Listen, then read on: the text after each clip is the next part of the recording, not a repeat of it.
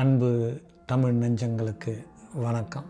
இந்த பதிவில் நம்ம குழந்தைகளுக்கு ஏற்படக்கூடிய மன வருத்தங்களை பார்க்க போகிறோம். அதை எப்படி இயற்கையாக நிவர்த்தி செய்கிறது அப்படின்றது. அந்த காலகட்டங்களில் 1990க்கு முன்பு குழந்தைகளுக்கு பெரும்பாலான மன அழுத்தம் கிடையாது. அவர்களுக்கு போராடக்கூடிய குணம் இருந்தது. தன்னை எப்படி மேம்படுத்திக்கிறது, மன சோர்வு அடையாமல் எப்படி இருக்கிறதுன்றது இயற்கையாகவே அவர்களுக்குள்ள இருந்தது. குழந்தைகளுக்கு இன்று எந்த அளவுக்கு நவீன வசதிகளை செஞ்சு கொடுக்குறோமோ அந்த அளவுக்கு குழந்தைகள் ஏதாவது ஒரு பிரச்சனைகளை சந்திக்கும் பொழுது, அது எத்தகைய பிரச்சனைகளாக இருந்தாலும் சரி, கல்வி வரலை, இல்லை மார்க்கு போதலை, இல்லை நம்ம விரும்பின காலேஜில் இடம் கிடைக்கல, இல்லை நல்ல வேலை கிடைக்கல, இல்லை பிறர் இன்ஸ்டாகிராமில் யூடியூப்பில் தன்னை ரொம்ப கேவலப்படுத்துகிறாங்க அப்படின்னும் பொழுது மன சுமைகள் அதிகமாகிடுது. மனசு தாங்க மாட்டாங்க, விபரீத முடிவுகளை எடுக்கிறாங்க. அது மிகவும் தவறானது. அதுக்கு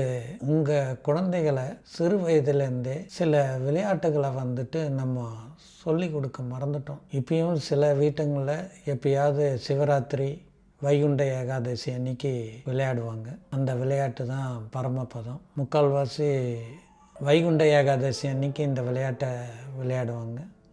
அன்றைக்கி ஒரு நாள் விளையாடிட்டு மறந்துடுவாங்க. ஆனால் பெற்றோர்கள் நீங்கள் உங்கள் குழந்தைங்கள லீவ் நாளில் இந்த பரமபத விளையாட்டை விளையாடுங்க. இதில் அப்படி என்ன விசேஷங்கள் இருக்குது அப்படின்றத நீங்கள் நினைக்கலாம். முதல்ல தாயம் போட்டால் தான் ஆட்டத்தில் சேர முடியும். அதாவது 1ஆம் நம்பர்.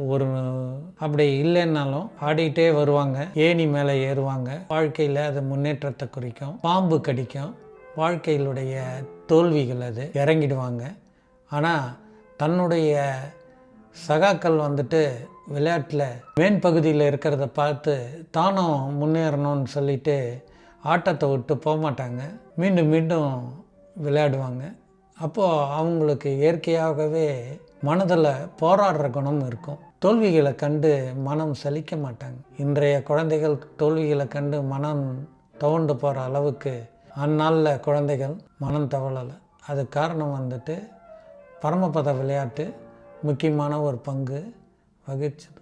இன்றைக்கி வெளிநாட்டில் பிரெயினுக்கு டெவலப்மெண்ட்டுக்கு பிரெயின் சப்போர்ட்டர்ஸ்ன்னு பல கேம்களெல்லாம் சொல்லியிருக்காங்க. ஆனால் நம்மளுடைய முன்னோர்கள் முன்னாடியே கண்டுபிடிச்சி வச்ச இந்த பரமபத விளையாட்டு பிரெயின் டெவலப்மெண்ட்டுக்கு ரொம்ப உதவும். நீங்கள் ஒரு நிலைக்கு மேலே போன பிறகு கடைசியாக இருக்கக்கூடியதில் ஒவ்வொரு தாயம் போடும் பொழுது, அதாவது நம்பர் 1 மட்டும்தான் உருட்டும் பொழுது ஒவ்வொரு கட்டமாக நகர்வாங்க. இது எதை குறிக்குது அப்படின்னு சொன்னால், நம்மளுக்கு பொறுப்பும் பணமும் பதவியும் கிடைக்கும் பொழுது ரொம்ப நிதானத்தோடு நடக்கக்கூடிய குணத்தை கொடுக்கும். அந்த பரமபதத்திலேயே மிகப்பெரிய பாம்பு ஒன்று இருக்கும். அது கடித்தா ஆரம்ப கட்டத்துக்கு இறங்கி வந்துடுவாங்க. இந்த பாம்பு கடிக்காதவங்க யாருமே இருக்க மாட்டாங்க. பரமபதம் விளையாட்டவங்களுக்கு இது தெரியும். ஆனால் கடித்தோன்னா அச்சோ அப்படின்வாங்க. ஆனால் இறங்கின உடனே மீண்டும் நம்ம ஏறி போகணுன்னு நினைப்பாங்க. இந்த பாம்புன்றது நம்மளுடைய தோல்விகள், ஏணி என்பது வெற்றிகள். வெற்றிப்படிகளையும் தோல்விகளையும் மாறி மாறி நம்ம இந்த விளையாட்டில் சந்திக்கும் பொழுது நம்மளுடைய மனம் பக்குவம் அடையும். நம்மளை அறியாமையே பரிபக்குவம் நிலைக்கு இட்டுட்டு போகும். அதனால் குழந்தைங்களோட இந்த விளையாட்டை நீங்கள் விளையாடுங்க. குதூகலமாக, சந்தோஷமாக, அதை சீரியஸாக விளையாடக்கூடாது. எப்பொழுதுமே நம்ம மூளையினுடைய செயல்பாடுகள் என்னென்னா, நம்ம ஒரு செயல்களை திரும்பி திரும்பி செய்யும் பொழுது அதனுடைய தாக்கத்தை இந்த மூளை உள்வாங்கி கொள்ளும். நமக்கு கஷ்டமான நேரத்தில் அந்த தாங்கக்கூடிய சக்தியை அந்த மூளையிலிருந்து நமக்கு மீண்டும் கிடைக்கும். இது உளவியல் சம்பந்தப்பட்ட விஷயங்களாக இருந்தாலும் எல்லாருக்குமே அறிந்து கொள்ள வேண்டிய விஷயங்கள் என்னென்னா, குழந்தைகளுக்கு விளையாட்டு மூலியமாகவே வெற்றி தோல்விகளை சமமாக ஏற்றுக்கொள்ளக்கூடிய மனப்பக்குவத்தை நீங்கள் கற்பிக்கணும். அது நீங்கள் கூட விளையாடும் பொழுது தான்.